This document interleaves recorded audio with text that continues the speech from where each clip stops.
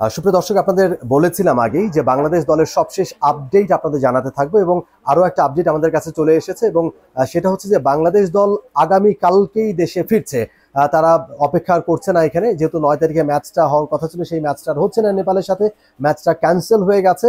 সুতরাং বাংলাদেশ দল একদিন আগে তাদের ফ্লাইটটা এগিয়ে নিয়ে এসছে। আগামীকাল নেপাল সময় বেলা 3টায় বাংলাদেশ দল নেপাল ত্যাগ করবে। আপনারা জানেন যে নেপালে এই মুহূর্তে থমথমে পরিস্থিতি, সরকার বিরোধী আন্দোলন ছড়িয়ে পড়েছে। কাঠমান্ডু সহ নেপালের বেশ কয়েকটা বড় সিটিতে এই আন্দোলন একসাথে ছড়িয়ে পড়েছে এবং বেশ হতাহতের ঘটনাও ঘটেছে। কাঠমান্ডুর বিভিন্ন জায়গায় আমরা দেখেছি, যখন আমরা ভ্যানুতে গেছি, স্টেডিয়ামে যখন গেছি, টিম হোটেলে যখন গেছি, তখন রাস্তার বিভিন্ন জায়গায় আমরা দেখেছি পুলিশ হেডকোয়ার্টার্সের সামনে, আর্মি হসপিটালের সামনে, সংসদ ভবনের সামনে, সেখানে কিন্তু অসংখ্য মানুষ জড়ো হয়েছেন। বিশেষ করে ইয়াং জেনারেশনের যারা রয়েছেন তারা সেখানে জড়ো হয়েছেন, তারা বিক্ষোভ করছিলেন এবং একটা সময় কিন্তু সেখানে আসলে পুলিশ লাঠি চার্জ করে, বেশ কিছু মানুষ সেখানে হতাহত হয় এবং যেটাকে কেন্দ্র করে কিন্তু এই মুহূর্তে নেপালের পরিস্থিতি থমথমে। আমরা বিকেলবেলা দেখেছি মানুষ দ্রুত বাসায় ফিরছিলেন, কাজকর্ম শেষ করে, অফিস শেষ করে দ্রুত তারা বাসায় ফিরে যাচ্ছিলেন এবং স্কুল কলেজের শিক্ষার্থীরা তারাও দ্রুত বাসায় ফিরছিলেন এবং এই দৃশ্যগুলো দেখে তখন বেশ ভয় লাগছিল যে কি হয় বা কি না হয়। এখানে বেশ কয়েকজন সাংবাদিক তারা এই নেপাল বাংলাদেশ ম্যাচের সংবাদ সংগ্রহ করতে এসেছিলেন। তারা বিভিন্ন হোটেলে আশ্রয় নিয়েছেন, বিভিন্ন হোটেলে তারা উঠেছেন, তারা দ্রুত হোটেলে ফিরে এসেছেন, তারা নিরাপদে রয়েছেন এবং যেমনটা বলেছিলাম যে বাংলাদেশ দল তারাও কিন্তু নিরাপদে রয়েছে, টিম হোটেলে রয়েছে। যেহেতু ম্যাচটা আর হচ্ছে না, সুতরাং তারা আর সময় ক্ষেপণ করছে না। আমরা কিছুক্ষণ আগেই বাংলাদেশ ফুটবল ফেডারেশনের সাধারণ সম্পাদক ইমরান হোসেন তুষারের সাথে কথা হয়েছে আমার, তাকে ফোনে আমি কানেক্ট করতে পেরেছিলাম এবং তিনি যেমনটা জানিয়েছেন, যেহেতু আর খেলা হচ্ছে না, সুতরাং এখানে আর থেকে দুশ্চিন্তা বাড়াবার কোনো মানেই হয় না। তারা আগামীকালকে একটাই ফ্লাইট বিকেলের, সেই ফ্লাইটে তারা বুকিং পেয়েছেন এবং তারা আজকে বুকিং দিয়েছেন। আগামীকালকে টিকিট তারা সংগ্রহ করবেন এবং সেই ফ্লাইটে বাংলাদেশ দলের ফুটবলাররা তারা দেশে ফিরে যাবেন।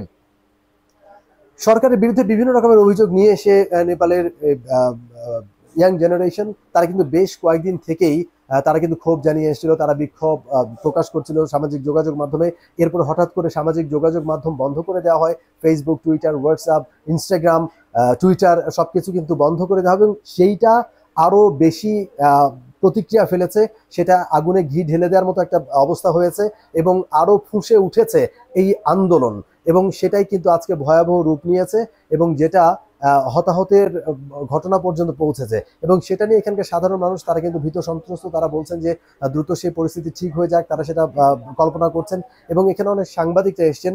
কারো ফ্লাইট ছিল 10 তারিখে, রিটার্ন ফ্লাইট ছিল 10 তারিখে, কারো 11 তারিখে, এরকম বিভিন্ন তারিখে তাদের ফিরে যাওয়ার কথা ছিল দেশে। তারাও এখন ভাবতে শুরু করেছেন তারা কি করবেন। যদি অনেকে হয়তো চেষ্টা করছেন, যোগাযোগ করার চেষ্টা করছেন, যদি আগামীকালকেই ফিরে যাওয়ার উপায় থাকে হয়তো অনেকেই তারা ফিরে যাবেন, যদি কোনো উপায় তৈরি হয় বা থাকে। এবং যেটা আপনাদের এর আগেও জানিয়েছি, আনফা আসলে চেষ্টা করেছিল ম্যাচটা যে কোনোভাবে হোক সেটা ম্যাচটা আয়োজন করবার জন্য। ফেডারেশন আসলে তারা নিরাপত্তা সংখ্যায় ভুগছিল এবং তারা বলেছে যদি নিরাপত্তা নিশ্চিত করা যায়, শতভাগ নিরাপত্তা নিশ্চিত করা গেলে তারা খেলতে রাজি আছে বা খেলতে পারবে। সুতরাং যেহেতু শতভাগ নিরাপত্তা এই পরিস্থিতিতে আসলে নিশ্চয়তা প্রদান করাটা সম্ভব নয়, আনফা চেয়েছিল একটা সময় যে ক্লোজ ডোর ম্যাচটা আয়োজন করা যায় কিনা, সেটা তো অবশ্য বাফুফে রাজি হয়নি। তারা আসলে নিরাপত্তাটাকেই সবচেয়ে বেশি গুরুত্ব দিয়েছে।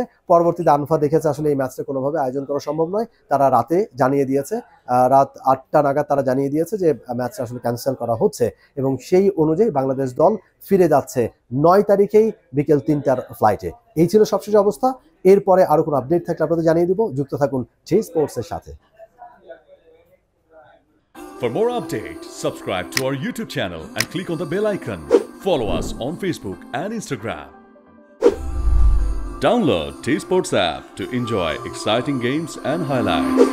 Visit tsports.com.